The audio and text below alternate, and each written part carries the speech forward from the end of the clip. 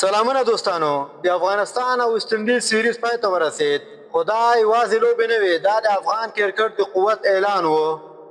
په دې سیریز کې د افغانستان ستورو نړۍ حیرانه کړه د افغانستان بیټسمنان رحمان الله ګرباز ابراهیم ځدران صدیق الله اتل او درویش رسولي لکه برق غوندې وو او هر بال ته یې د شاټ وهلو هڅه کوله بغیر له کومې یارې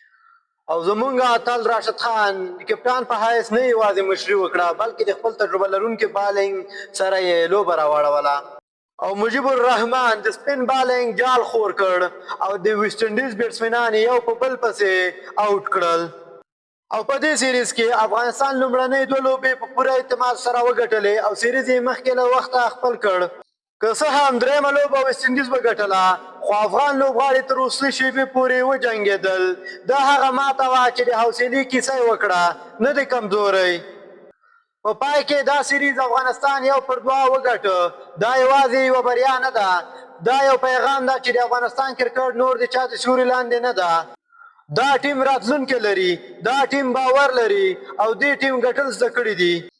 که دا ولاګ مو خوښ شو لایک شیر او سبسکرایب مه هیروئ ځکه چې د افغانستان کرکټ قصه لا روانه ده